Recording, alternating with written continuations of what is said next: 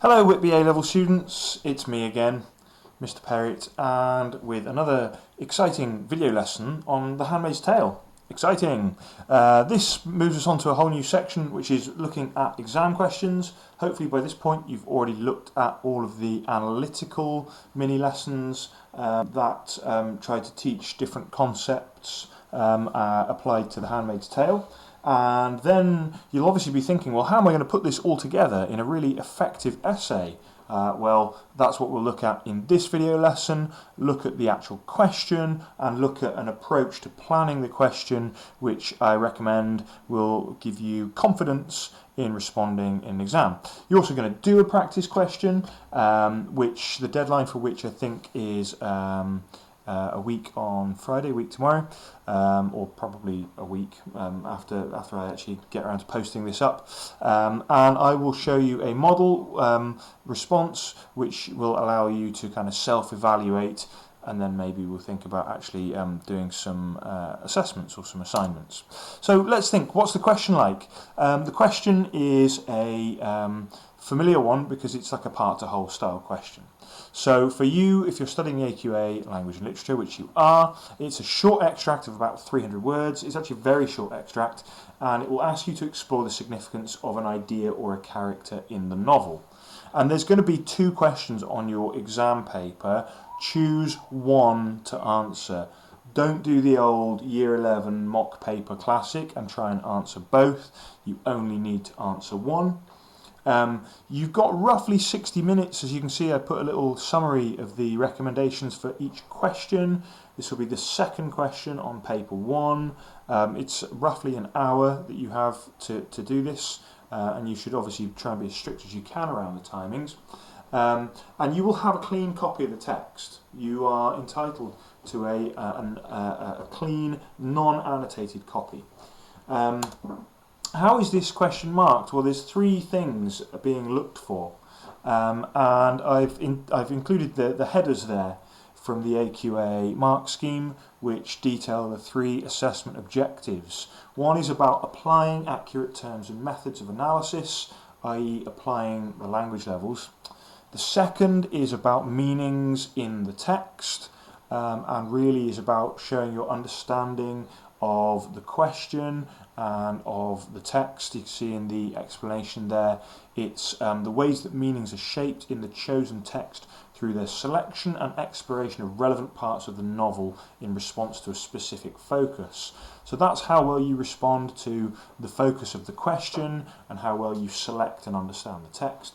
And the last one there is demonstrate the understanding and significance of context, which is your evaluation of the text in context. And you may remember way back before half term, we actually started by looking at the literary, social, political context of Handmaids, and we need to apply that understanding to evaluate the question and the text through the question in this paper, because it's actually a valuable part of it's worth 15 marks out of the whatever it is 35 available, so it's a valuable part here, whereas in past questions or in some questions, certainly at GCSE, context was considered the lesser part, and in some of your A-level questions context isn't even rewarded. Here it's very well rewarded, so we really have to be mindful to provide this sort of contextual evaluation of the question. Right, this is the question history. I haven't included the 2019 ones because they aren't publicly available, but these are all the publicly available AQA past papers. If you have been on the AQA website and looked at past papers, you may well have already got your hands on these. If these turn up in a mock, well, okay, that's what happens. You obviously would be better off looking at, rather than thinking of the questions that have come up in the past, you'd be better off looking at the questions that have come up in the past and thinking about how we might use that to predict questions that would come up in future. So the question is always, as you see, about the significance of, and then we get different aspects of Offred's life. We get specific character questions. There seems to be a character question every year. In the sample, it was Serena Joy. In 2017 it was Offglen. In 2018 it was Nick. In 2019 it was another character. The second question always seems to be about a theme. The treatment of the Handmaids was 2018, working down the list now just to confuse you. 2017 was Gilead's ceremonies, so a specific focus within the text, if you like. And in the sample it was Offred's memories of her family. So the pattern seems to be this choice of a character question or an idea or theme question. And we can use that to think about what future questions might come up. Well, Nick has been done, Offglen has been done, Serena Joy has been done. There is a risk in speculating because actually, certainly at GCSE, AQA have reused sample questions or used questions that are similar to sample questions or had a similar focus. So please do not say, well, I'm not going to revise anything about Serena Joy. I don't care about Serena Joy in the text because I know she's been a question in the sample and therefore she'll never come up again. That would be a dangerous attitude. So there are topics though that are yet to be covered in any question, which does make you think, well, you never know. Moira has never been up. The aunts have never been up. A theme like childbirth, I mean, there are limitless kind of themes or aspects of the text that could be asked about. So it's a little bit harder to speculate perhaps about the theme question because theme is perhaps a slightly less well-defined concept in the text than character. There are some definite characters who have not been up. And so it would be wise perhaps to be mindful of that in your revision. It's a really good idea to create your own question bank and to use them for revision and practice. And I have some questions that I will share with you at some point because I have written a question bank of possible questions.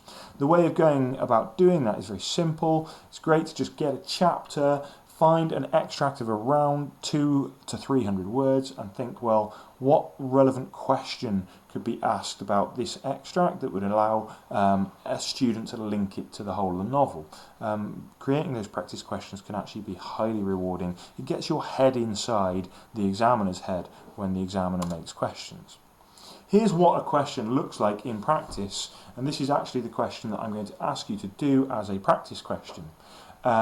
It contains at the top a very short contextualisation of the extract. Read the extract printed below. This is from the section of the novel where Offred has recently been partnered with Offglen. It doesn't tell you which chapter it's from. It doesn't specify necessarily the beginning or the end or the middle or what's gone on before or what's gone after. It just tells you, I guess, what's happening in this extract very, in a very short and brief way. You then get your question, explore the significance of, and that word significance is, I guess, guiding you towards the AO2, where you can pick perhaps the most relevant information related to the subject. Explore the significance of Offred's interactions with Offglen. Then you get these 2 bullet points that ask you to consider the whole novel. So the part to wholly bit, if you like, that says the extract below and also at different points. And then you get this strange bullet point that implies the focus on context and evaluating how fantasy elements, the use of fantasy elements in constructing a fictional world. All of your analytical lessons that you have done on analysing different aspects of narrative and all of that, all of those different concepts, they are all methods in constructing a fictional world. So focus on those aspects of narrative will address that second bullet point. You then get your extract, and as you can see, the extract is not big. It does have line numbers which can help you with reference, but you won't be given a huge extract, but you will be given an extract that provides you with an opportunity to talk meaningfully about language. So the extract will have been well chosen to give you something to dig your teeth into. Your metaphorical teeth, not your real teeth. Keep them off the paper. Okay, so for this question, how would we then go about tackling those 3 assessment objectives? For the extract presented there, how are we going to apply accurate linguistic analysis? How are we going to use that extract to show our understanding of interactions with Ofglen, and also to show our understanding of that across the whole text? And how are we going to use that extract to evaluate the text in context? I have a three-step plan, or a three-step method for planning these questions, which I think is the way to go. You must plan, and it helps to be systematic about it. Firstly, I would say, before you delve in, you need to actually think about the question, the significance of Offred's interactions with Ofglen, because the best responses will be the ones that are really focused on that topic and that significance. Weaker responses, they will dip into language analysis or context, and perhaps only really answer the question as an afterthought. Will work vaguely around that theme, but they won't answer the question directly. The best responses answer the question with an argument.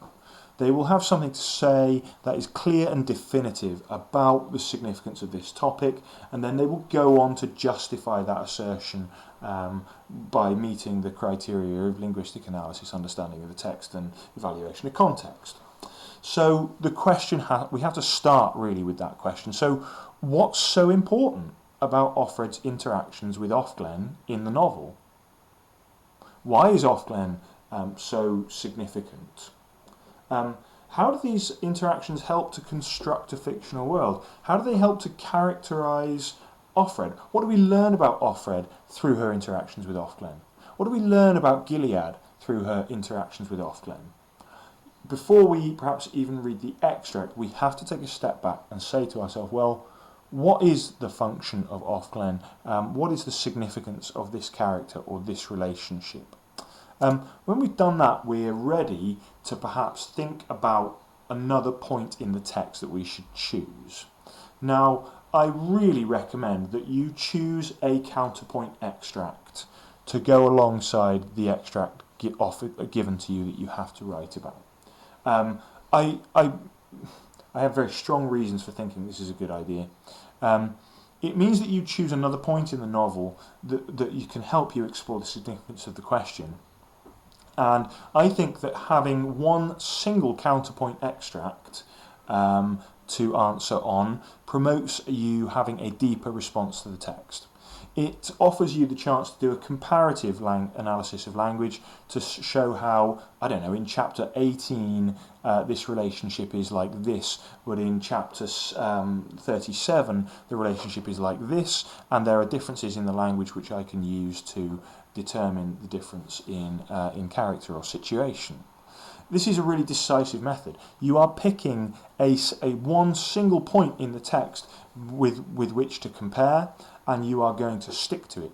It doesn't mean that you can't reference other points beyond your chosen counterpoint extract. But what this does stop you doing is it stops you trying to quote surf. You will have a clean copy of the text in front of you, and if you try and give like the guided tour of Offred's relationships with Ofglen, it's going to be probably quite weak. It won't have depth necessarily. You might be able to pick 4 or 5 points in the text where Offred and Ofglen interact, and you might be able to comment maybe on the development meaningfully, but you aren't going to be able to provide a detailed linguistic analysis. A counterpoint extract will allow you to do that. Okay, so there are of course other methods. You may find your own method, and you may not choose to analyse a counterpoint extract.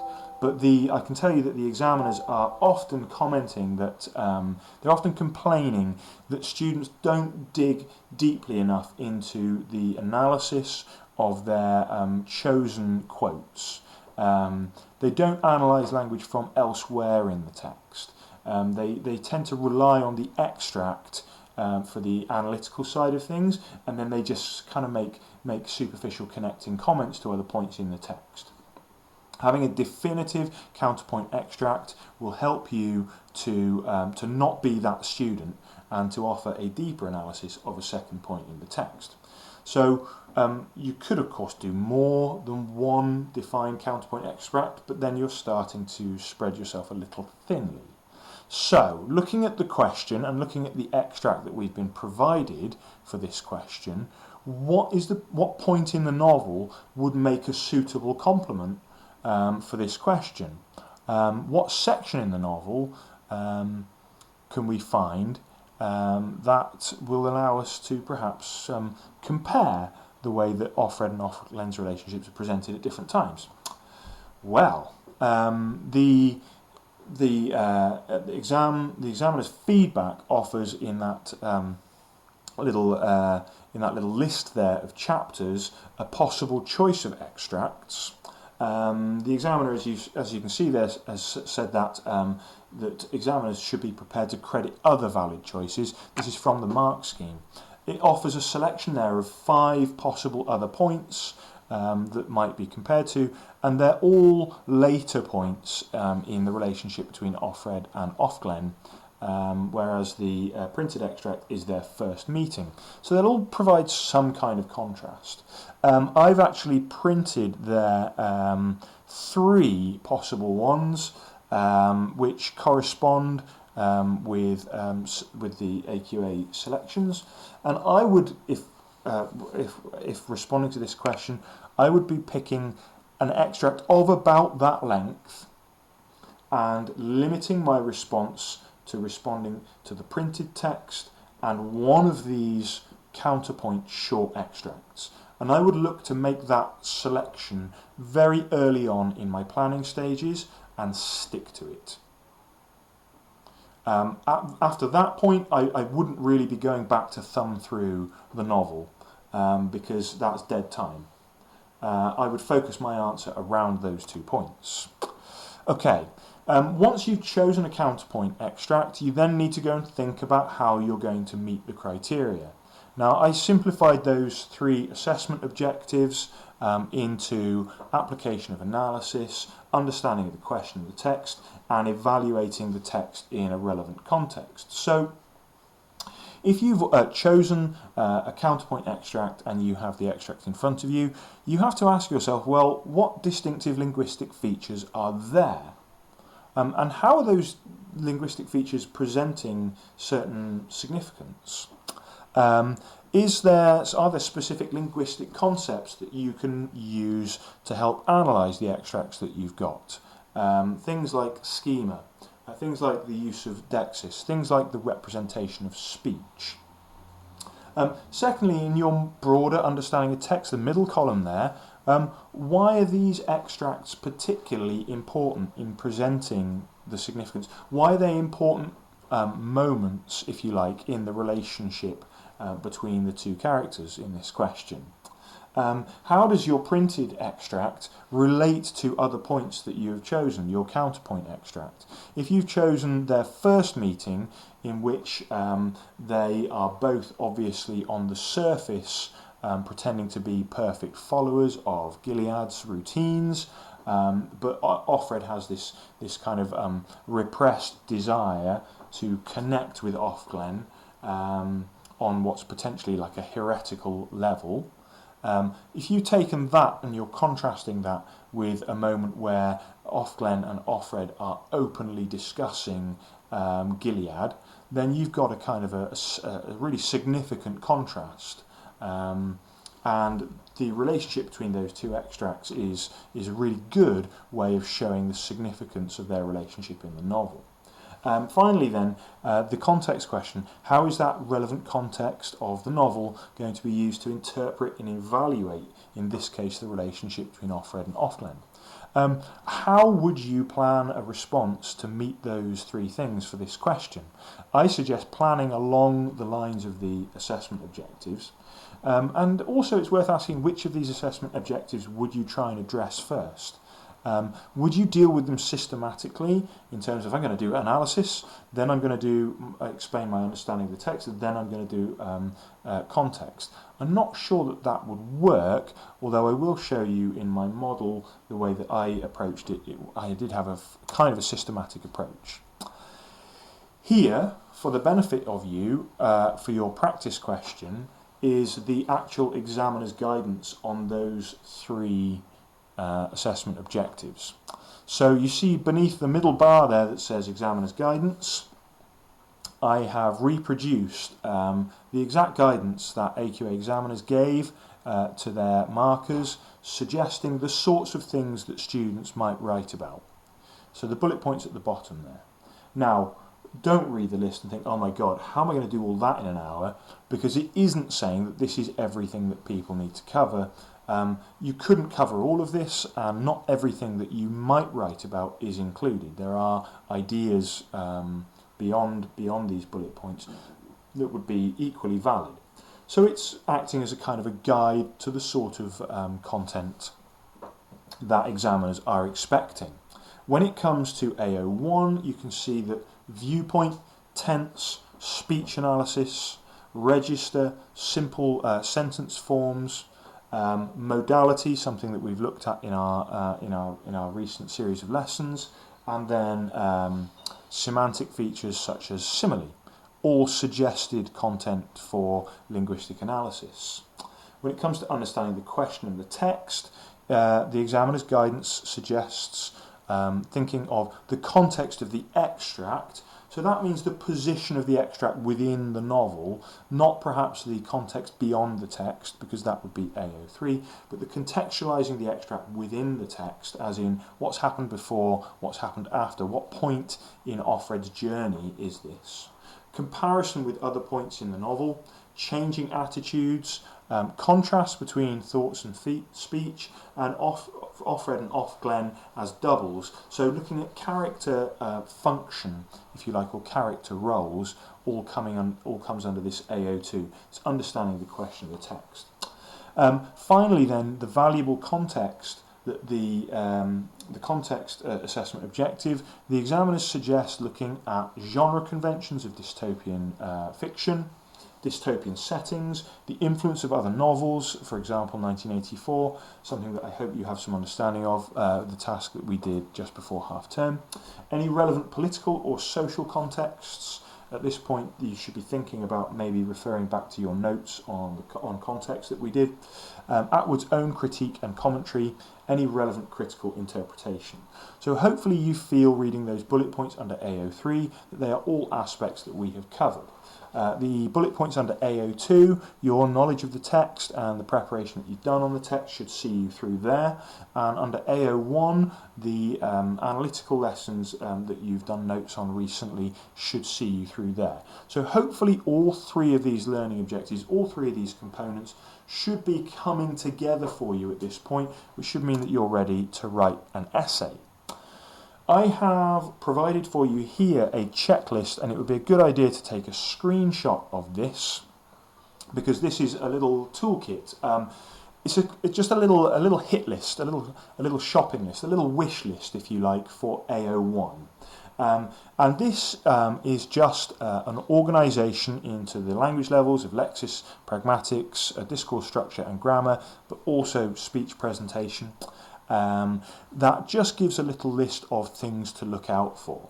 Of course, you couldn't cover all of these things, but if you had an extract and you didn't really know where to begin with it, then this checklist might help you find relevant things to write about.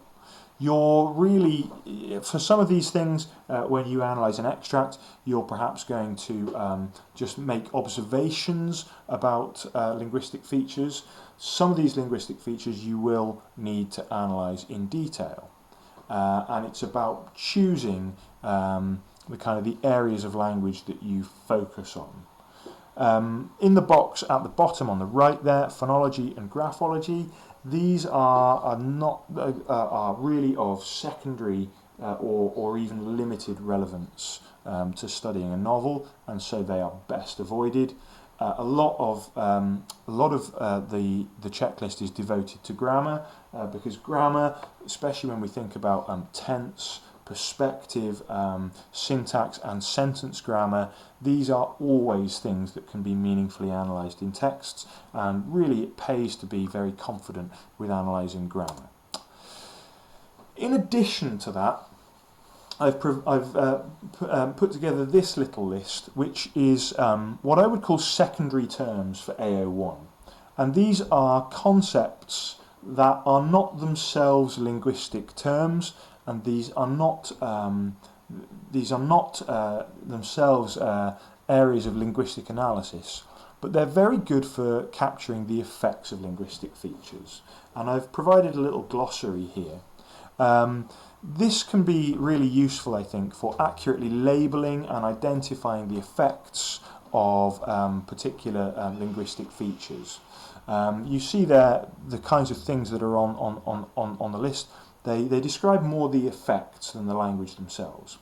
So these are secondary in that you must analyse the language. You do need to be able to talk convincingly about the kind of grammar, the kind of sentence functions, the kinds of lexis and semantics being used. But this glossary will help you perhaps explain the effects of those linguistic features. And there are, of course, others. You will notice in your own writing that you perhaps have your own terms that you use to explain things, and you can update this glossary with your own terms. This certainly is not an exhaustive list. Right, so that's quite a lot of information. Thanks for sticking with it. In summary, this Imagine Worlds question is a part-to-whole question. It will give you a choice of questions on either an idea or a character. It's assessed for the accuracy of linguistic analysis, your knowledge of the text, and the way that you can evaluate context. It is wise, and I strongly suggest, that you select a counterpoint extract and that you focus your response to the question on the counterpoint extract and, of course, also the printed extract. This is a much better approach than quote surfing. I also suggest that you plan your response in 3 stages. That first of all, you plan the answer to the question, your opening argument on the topic. Secondly, you select a counterpoint extract.